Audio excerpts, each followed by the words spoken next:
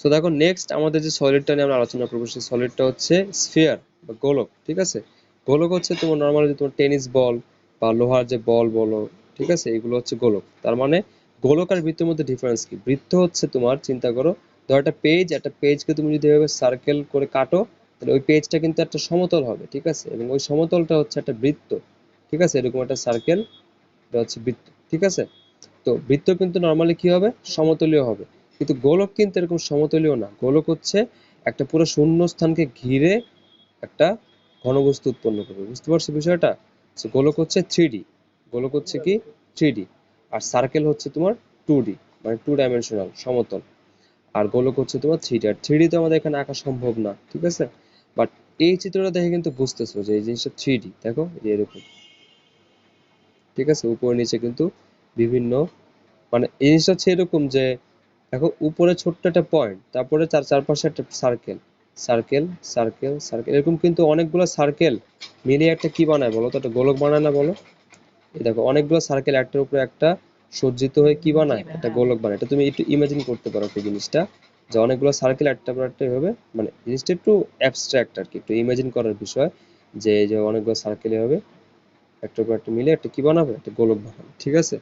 তো যাই হোক, তো এটা আসলে তুমি কিভাবে পাবা, এত কঠিন করে বোঝার দরকার নাই যে একটা সার্কেলের উপর সার্কেল, এগুলো একটা অ্যাবস্ট্রাক্ট চিন্তা ভাবনা, এগুলো দরকার নাই।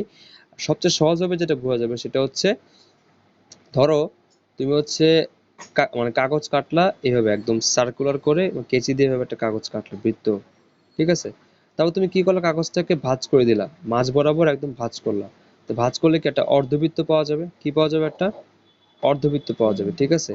এবার তুমি যদি ওই অর্ধবৃত্তটাকে চারপাশে ঘুরায় 360 ডিগ্রি ঘুরায় হচ্ছে আবার আগের জায়গায় নিয়ে আসো, তাহলে দেখবো ওই অর্ধবৃত্তটা একটা কি উৎপন্ন করছে, একটা গোলক উৎপন্ন করছে, ঠিক আছে। বুঝতে পারছো বিষয়টা? তো এখানে তাই বলছে যে কোন অর্ধবৃত্ত ক্ষেত্রের ব্যাসকে, তার মানে তুমি হচ্ছে যে এই ব্যাস, তো অর্ধবৃত্তের যে ব্যাসটা আছে ওই ব্যাস হবে তোমার অক্ষ, এবং সেই অক্ষের চারপাশে তুমি হচ্ছে এই অর্ধবৃত্তটাকে ঘোরাবা, ঘুরাইলে একটা কি উৎপন্ন হয়ে যাবে, একটা গোলক উৎপন্ন হয়ে যাবে, ঠিক আছে। সেটা একটা শূন্যস্থান দখল করবে, এবং সেটা হচ্ছে একটা অবশ্যই সলিড ঘন বস্তু, 3D, 3D একটা স্ফিয়ার, এটাকে কি বলা হয়, এটাকে 3D স্ফিয়ারও বলা হয়, ঠিক আছে, ত্রিমাত্রিক গোলক। তো এই হচ্ছে কথা। তো বলছে অর্ধবৃত্তের কেন্দ্রই হচ্ছে গোলকের কেন্দ্র, মানে তোমার যে অর্ধবৃত্তটার কেন্দ্র, ওই কেন্দ্রটা কিন্তু আলটিমেটলি গোলকের কেন্দ্র থাকে, ঠিক না? এটা বলছে। আর বলছে এই ঘূর্ণনের ফলে অর্ধবৃত্ত যে তল উৎপন্ন করে তাই হলো গোলকের তল, মানে এই যে চারপাশে যে সারফেসটা হয়, মানে তোমার ধর ওই কি বলে টেনিস বল, ওই টেনিস বলের চারপাশে কি থাকে তোমার, পশম থাকে, ঠিক না? তো ওই পুরোটা যে সারফেস, মানে যতটুকু অংশ জুড়ে তোমার পশমটা আছে, ওই যে একটা কার্ভি সারফেস, ওই সারফেসটা হচ্ছে কি বলতো, গোলকের সারফেস বা গোলকের তল। বুঝতে পারছো বিষয়টা? ক্লিয়ার? আচ্ছা, তারপর দেখো বলছে এখানে আমরা একটা গোলক ইমাজিন করতেছি যে CQ CQAR, যে CQAR, এটা আমাদের একটা গোলক, জাস্ট নামকরণ করলাম, ধরো বিভিন্ন পয়েন্ট নিলাম, QRAC, আর আসলে QRR কিন্তু স্পেশাল পয়েন্ট, সেই পয়েন্টগুলো কি আমি বলতেছি একটু পরে। তার আগে ধরো কি বলতেছি, আমরা এই গোলকটা আমরা কিছু অঙ্কন এক্সট্রা কিছু এখানে আঁকবো, ঠিক আছে। কি কি আঁকবো একটু ভালো করে খেয়াল করো। এখানে বলা হচ্ছে যে ব্যাসার্ধ OA, OB আর OC, খেয়াল করো তো, এই বিন্দুটা আসলে কোথায় আছে, গোলকের উপরে আছে, মানে গোলকের যে তল, তলের উপরে আছে, ঠিক আছে। বি বিন্দু, বি বিন্দু কোথায় আছে বলতো, গোলকের উপরেই আছে, মানে গোলকের যে তলটা সেটার উপরে আছে। সি বিন্দু কিন্তু গোলকের তলের উপরে আছে, ঠিক আছে। এরপর তোমার কিউ বিন্দু, আর বিন্দু, সবগুলোই কোথায় আছে বলতো, গোলকের তলেই আছে, ঠিক আছে।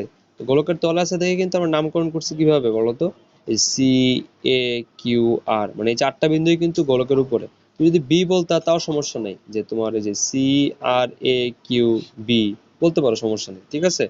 তো খেয়াল করছো, তার মানে এই যে তোমার এ বিন্দু, কিউ বিন্দু, মানে 3D জিনিস তো, তাই একটু ইমাজিন করে নিতে হবে যে চারটা বিন্দু, সরি পাঁচটা বিন্দু কোথায় আছে, তোমার এই গোলকের সারফেসের মধ্যে আছে, বাইরে। বুঝতে পারছো? বাইরে বলতে গোলকটার সারফেসের উপরে আর কি, গোলকের ভিতরে না। আচ্ছা, এরপরে দেখো যেহেতু তোমার এ বিন্দু, বি বিন্দু আর সি বিন্দু, তিনটা বিন্দুই কোথায় আছে, গোলকের উপরে আছে, তাহলে কেন্দ্র থেকে গোলকের উপরের যে কোনো বিন্দুর দূরত্বটাই কি তার ব্যাসার্ধ না বলতো, তাহলে ব্যাসার্ধ সব জায়গায় কি হবে, সমান হবে। আর তোমার কাছে মনে হচ্ছে দেখো এই যে ও এ আর ও সি কিন্তু তুমি দেখতেই পারতেছো।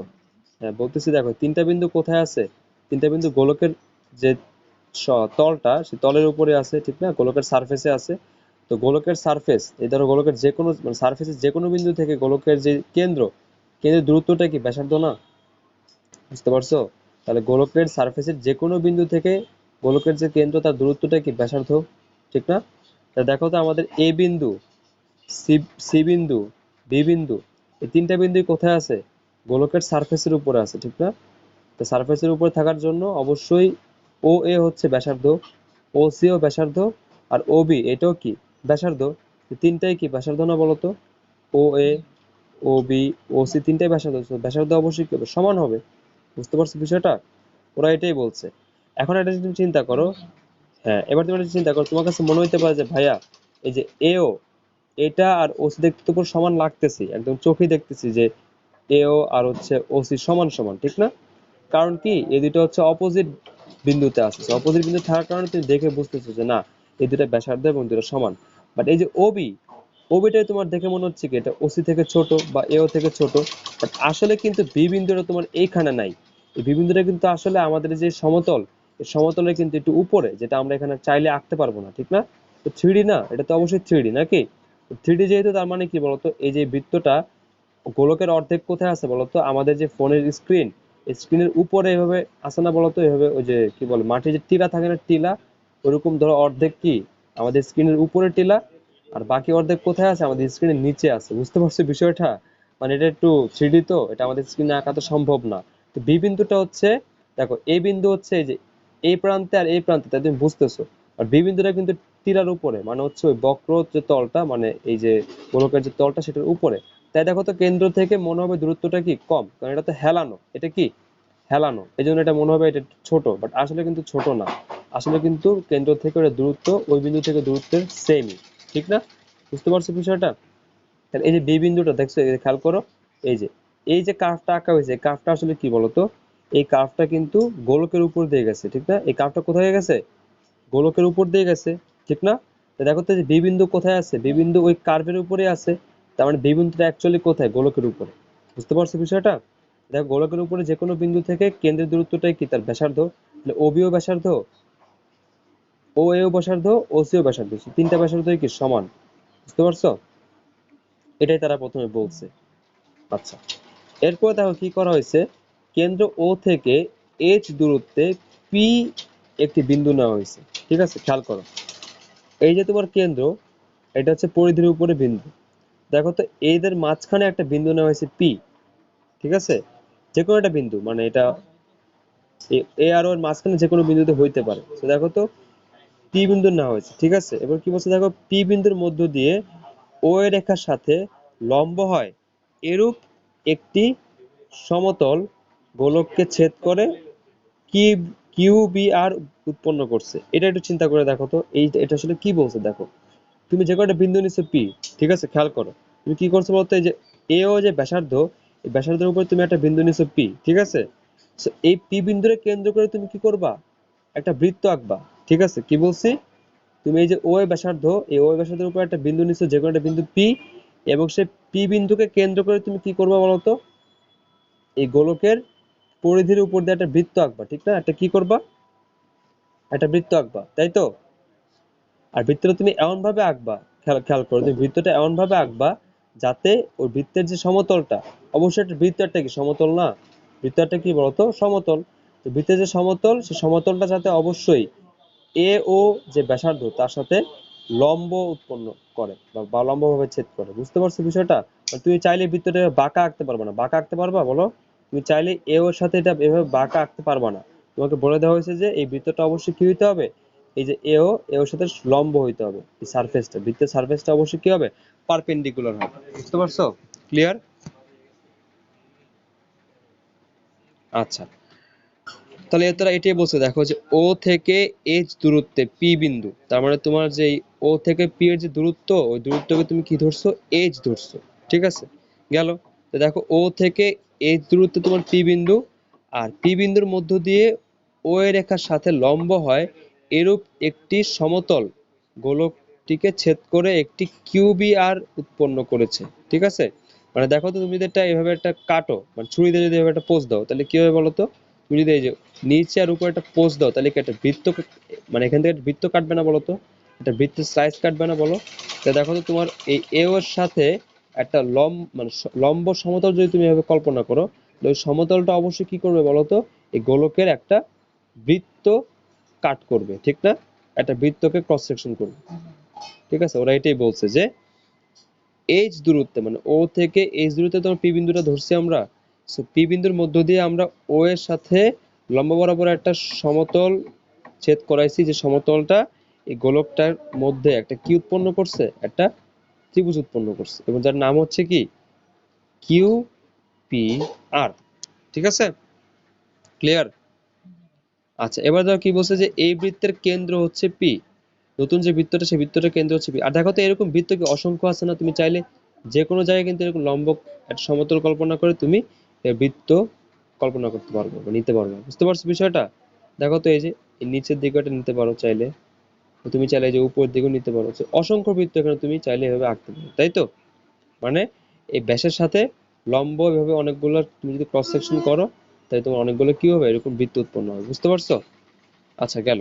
এবার তো কি বলছে, যে এই বৃত্তের কেন্দ্র হচ্ছে পি। তাহলে আমি যে বিন্দুটা নিয়েছি ওটাকে তো আমি কেন্দ্র করে এটা আঁকছি। সো কেন্দ্র হচ্ছে পি, আর ব্যাসার্ধ হচ্ছে তোমার পিবি। কেন? কারণ এই যে তোমার বি বি বিন্দুটা কিন্তু এই বৃত্তের উপর অবস্থিত, এবং সেটা অবশ্যই গোলকের সারফেসের উপর অবস্থিত। বুঝতে পারছো? তো এই যে তোমার বৃত্তটা, এই বৃত্তটার ব্যাসার্ধ কত বলতো? যেহেতু পি থেকে এই বৃত্তের উপর একটা বিন্দু তুমি বি নিছো, তাহলে এই পিবি পিবি হচ্ছে কেন্দ্র থেকে পরিধির দূরত্ব। সো কেন্দ্র থেকে পরিধির দূরত্ব অ্যাকচুয়ালি কি বলতো? ব্যাসার্ধ না? বুঝতে পারছো? ক্লিয়ার? এই ছোট যে বৃত্তটা আছে, এই বৃত্তটার ব্যাসার্ধ হচ্ছে পিবি। আচ্ছা, এতটুকু আমরা বুঝলাম যে আমরা কি কি আঁকছি এবং কোনটা কি, এটা আমাদের ক্লিয়ার। এবার দেখো আমাদের উদ্দেশ্য হচ্ছে এই পিবি এর মানটা বের করা। আমাদের উদ্দেশ্য কি বলতো? এই যে বৃত্তটা, মানে একটা সমতল আঁকার কারণে যে বৃত্তটা আমাদের উৎপন্ন হয়েছে, সেই বৃত্তটার হচ্ছে কি বের করা? ব্যাসার্ধ বের করা, মানে পিবি বের করা। বুঝতে পারছো? তাহলে ওই পিবিটা তুমি কিভাবে বের করবে খেয়াল করো। তোমার এই যে সমতলটা, এই সমতলটা কি লম্ব না বলতো? সমতলটা কি লম্ব? তার মানে এই যে তোমার পিবি, এই পিবি কিন্তু এর উপর লম্ব, ঠিক না? দেখো তো, এই ব্যাসার্ধটা তুমি কি ধরছো? এই ব্যাসার্ধ তুমি ধরছো তুমি পিবি, ঠিক না? দেখো তো এই, এটা হচ্ছে পিবি। দেখো এটা পি, এটা হচ্ছে বি। আর নিচের দিকে কি আছে? পিও আছে। নিচের দিকে কি? পিও। আর এই যে বিও, এই বিওটা কি তোমার গোলকের ব্যাসার্ধ না বলতো? বিওটা কি গোলকের ব্যাসার্ধ। আর এইচটা কি? ওই কেন্দ্র থেকে ওই ব্যাসার্ধ ও এর উপরে যে বিন্দুটা তুমি নিছো সেটা, এইচ দূরত্বে যে বিন্দুটা নিছো সেটা হচ্ছে পি। ওটা হচ্ছে আমাদের এইচ। বুঝতে পারছো বিষয়টা? আর এই যে পিবি, এই পিবিটা হচ্ছে সেই বৃত্তের ব্যাসার্ধ। বুঝতে পারছো? সেটাকে তুমি এইচ ধরো। দেখো তো এটা কি সমকোণ না বলতো? মানে এই যে এই সমতলটা এই ব্যাসার্ধকে কি করছে? লম্বভাবে ছেদ করছে, তাই তো? তার এটা কি সমকোণ? সমকোণ হইলে আমাদের এই ব্যাসার্ধ আর কি হবে? অতিভুজ, ঠিক না? লম্বকে এইচ, ভূমিকে এক্স, আমার দরকার হচ্ছে এক্স এর মান। So x square equals to r square minus h square. তুমি রুট করে দাও, রুট করলে কি হবে? Root over r square minus h square হবে। ঠিক আছে, সো যেটা দাঁড়াইলো সেটা হচ্ছে যে আমরা গোলকের কেন্দ্র থেকে ব্যাস বরাবর যে কোনো একটা দূরত্বে যদি একটা বৃত্ত এভাবে মানে লম্বভাবে ছেদ করি, তাহলে বৃত্তটার ব্যাসার্ধ হবে কি বলতো? বৃত্তটার ব্যাসার্ধ হবে গোলকের ব্যাসার্ধ বর্গ বিয়োগ ওই কেন্দ্র থেকে ওই ব্যাসার্ধের যে বিন্দুটা, সেই বিন্দুটার দূরত্বর বর্গের বিয়োগফলের বর্গমূল। বুঝতে পারছো বিষয়টা? ক্লিয়ার? এই হচ্ছে তোমার এটার প্রমাণটা।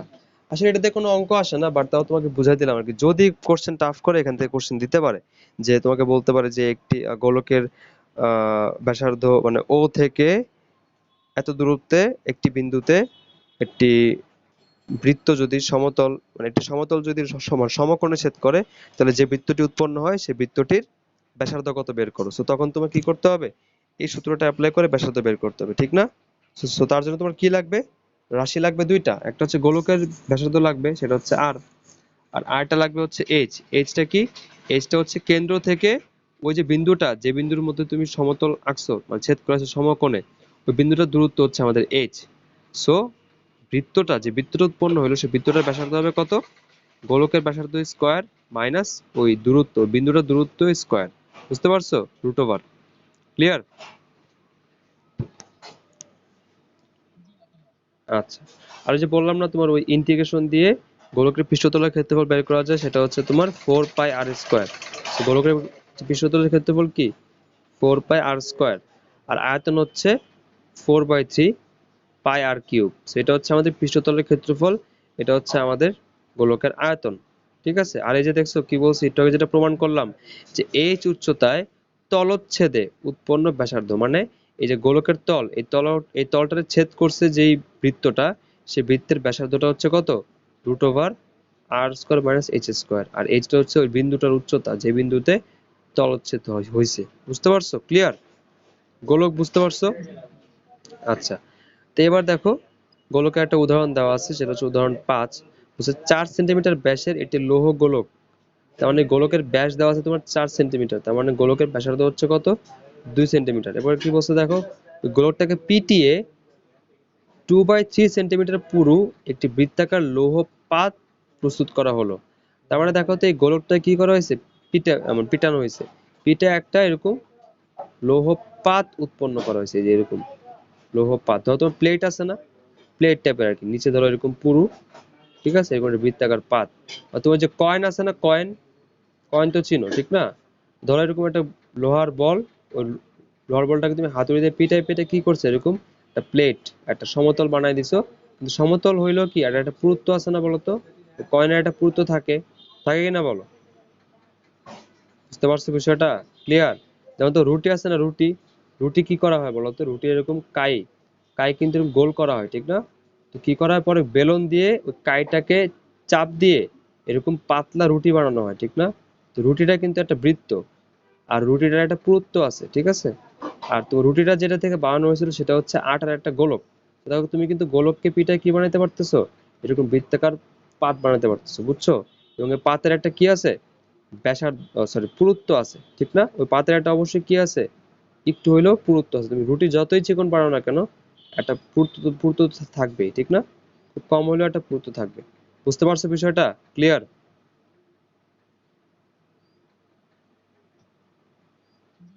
আচ্ছা, তো বলছে ওই পাতের ব্যাসার্ধ কত সেটা তোমাকে বের করতে হবে। So, পাতের ব্যাসার্ধ তোমাকে বের করতে হবে। So, এই উদাহরণ 5টা তুমি দাগ দিয়ে রাখতে পারো, এটা পরীক্ষা আসে, ঠিক আছে?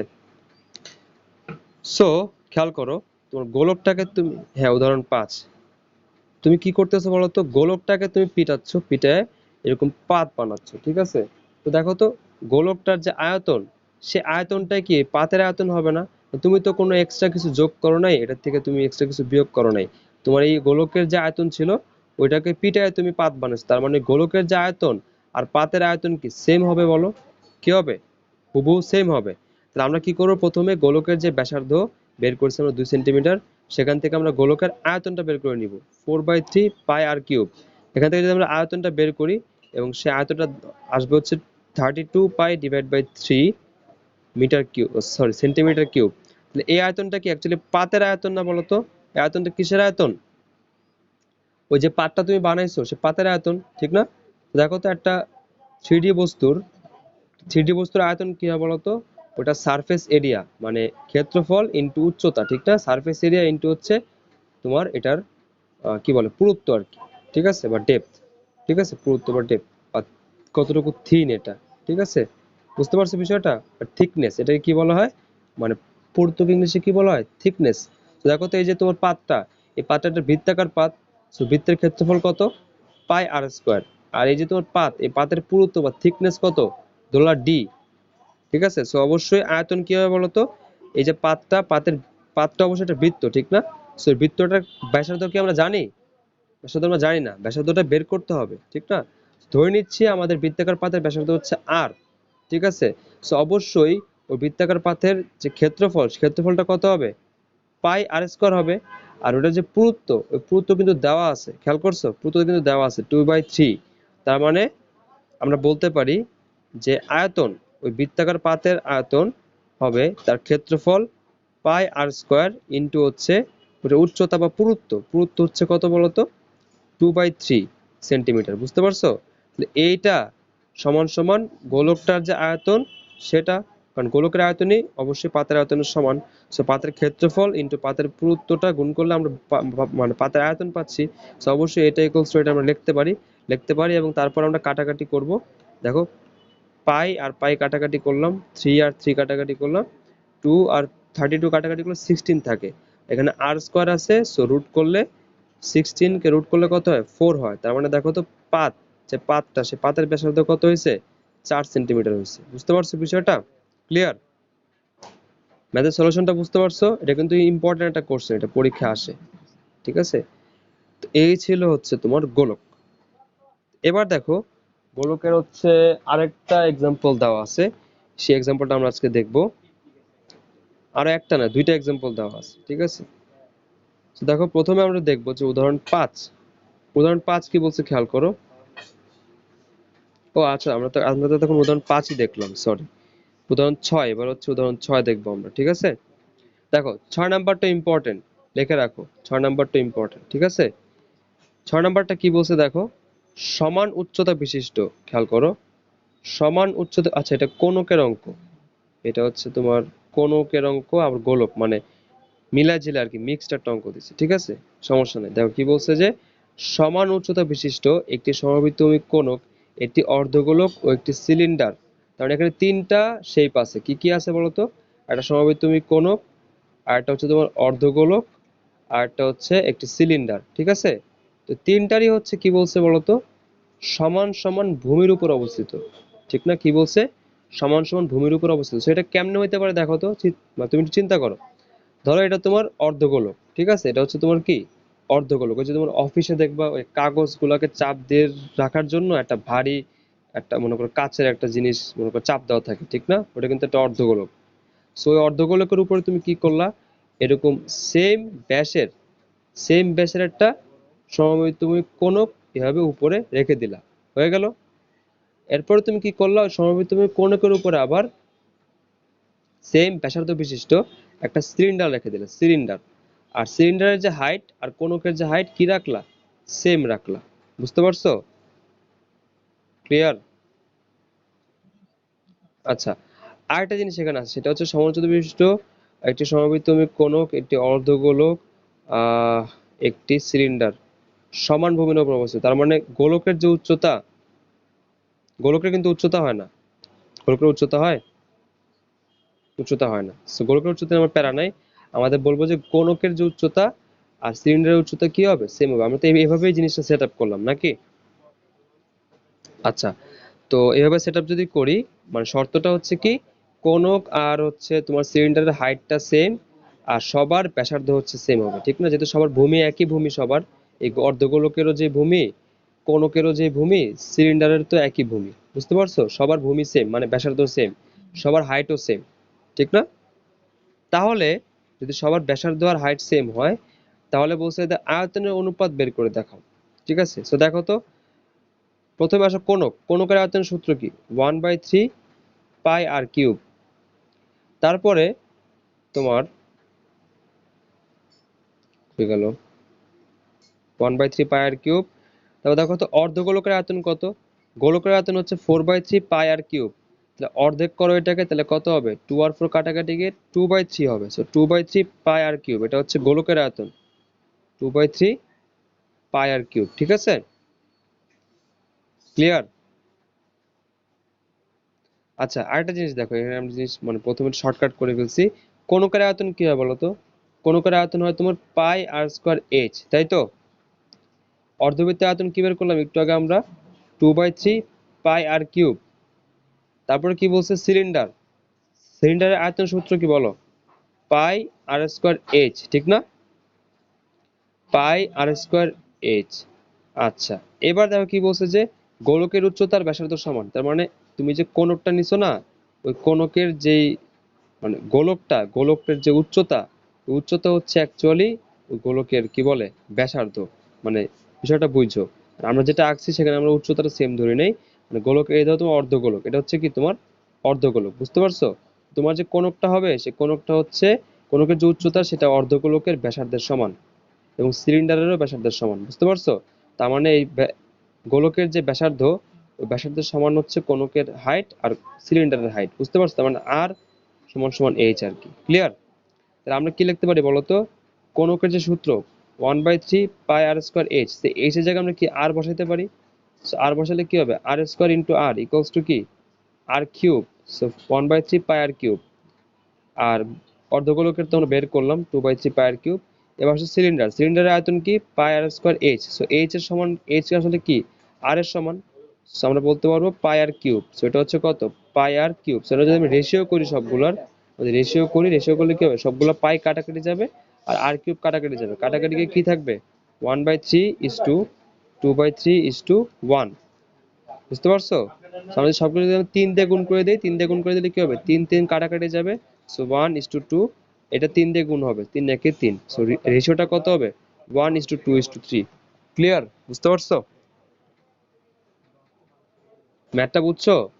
যে অর্ধগোলকের যে উচ্চতা, উচ্চতাটা আসলে কি বলতো? এই যে তোমার যদি এটা অর্ধগোলক হয়, এটা উচ্চতাটা হচ্ছে আসলে এটা ব্যাসার্ধই। তো এটা ব্যাসার্ধের সমান হচ্ছে, মানে পিরামিডের যেই উচ্চতা সেটা এটা ব্যাসার্ধের সমানই, এবং সিলিন্ডারের উচ্চতা সেটা ব্যাসার্ধের সমান। বুঝতে পারছো? এই ছিল তুমি উদাহরণ 6। উদাহরণ 6টাও ইম্পর্টেন্ট। এবার আসো উদাহরণ 7। 7 নাম্বারটা কিন্তু ইম্পর্টেন্ট, ঠিক আছে? এটাও স্টার্ট দিয়ে রাখবা। 7 নাম্বারটা কি বলছে দেখো, যে একটি আয়তাকার লৌহ ফলকের দৈর্ঘ্য, প্রস্থ, উচ্চতা যথাক্রমে এত এবং এত। মানে দৈর্ঘ্য, প্রস্থ, উচ্চতা দেওয়া আছে, মানে কি? এটা একটা আয়তাকার ঘনবস্তু, ঠিক না? ওটা একটা কি? অবশ্যই আয়তাকার ঘনবস্তু। হ্যাঁ, তা আয়তাকার ঘনবস্তুর দৈর্ঘ্য, প্রস্থ আর উচ্চতা দেওয়া আছে। এবার কি বলছে দেখো, যে এই ফলকটিকে গলিয়ে হাফ সেন্টিমিটার ব্যাসার্ধ বিশিষ্ট কতগুলো গোলাকার গুলি প্রস্তুত করা যাবে। এটা খুবই সহজ অঙ্ক, এটা পরীক্ষা আসার চান্স কম, এটা বাচ্চাদের অঙ্ক। কিভাবে দেখো, গোলকটার যে গোলক না, লৌহ ফলক মানে আয়তাকার ঘনবস্তুর আয়তনের সূত্র কি বলতো? দৈর্ঘ্য ইন্টু প্রস্থ ইন্টু উচ্চতা। সেটা দিয়ে তুমি আয়তনটা বের করতে পারবা। 10 × 8 ইন্টু হচ্ছে 5 হাফ, 5 সমস্ত হাফ, ঠিক আছে? সেটা কিভাবে করতে হবে বলতো? 5 দুগুণা 10 যোগ 1 11, মানে 11/2। বুঝতে পারছো? তো দেখো 2 আর 8 কাটাকাটি গিয়ে 4 থাকলো, 4 10 40, 4 11 44, মানে 440। ঠিক আছে? এটা হচ্ছে কি আমাদের গোলকের আয়তন হবে না বলতো? মানে বলছে দেখো, এই ফ্লোরটি গলিয়ে তুমি কি করবা? এবার গুলি বানাবা। দেখো একটা গুলি, একটা গুলির ব্যাসার্ধ কত? Half centimetre. তাহলে একটা গুলির আয়তন কত হবে? 4/3 পাই আর কিউব। তার মানে হচ্ছে 4/3, তার মানে কত হবে বলতো? 4/3 পাই। আর এর মান কত? হাফ। So half cube. সেখান থেকে একটা গুলির আয়তন আমাদের চলে আসবে। তো একটা গুলির আয়তন হচ্ছে তোমার কত? পাই/6। কত বলতো? পাই/6। তো দেখো তো টোটাল আয়তন কত? 440। মোট আয়তন কত বলতো? 440। তো এই মোট আয়তন দিয়ে তুমি কি করবা? গুলি বানাবা, এবং একটা গুলির আয়তন কত বলতো? পাই/6। তো দেখো জিনিসটা হচ্ছে এরকম, যে পাই/6 আয়তন হচ্ছে কয়টা গুলির? একটি গুলি, ঠিক না? তাহলে 1 মিটার/কিউব আয়তন কয়টা গুলির? 1 মিটার/কিউব আয়তন হচ্ছে 1/পাই/6টি গুলির। মানে এটা আমরা ঐকিক নিয়মে করতেছি। তো মোট আয়তন কত বলতো? লোহ ফলক গলা আমি কতটুকু লোহা পাইছি? 440 মিটার কিউব। তো 440 মিটার কিউব দিয়ে আমরা কয়টা পাবো গুলি বলতো? 440 ভাগ পাই/6, মানে মোট আয়তনকে একটা গুলির আয়তন দিয়ে ভাগ করলে আমরা গুলির সংখ্যা পেয়ে যাচ্ছি, যে কয়টা গুলি আমরা বানাইতে পারবো। বুঝতে পারছো কথা? ক্লিয়ার? বুঝতে পারছো? আচ্ছা, তো গোলক এ পর্যন্তই। নেক্সট আমরা হচ্ছে উদাহরণ 8 থেকে শুরু করব। এটা হচ্ছে স্পেশাল অঙ্ক। তারপর আমরা জৈব ঘনবস্তু করবো আর কি। তো আজকে এতটুকুই থাক।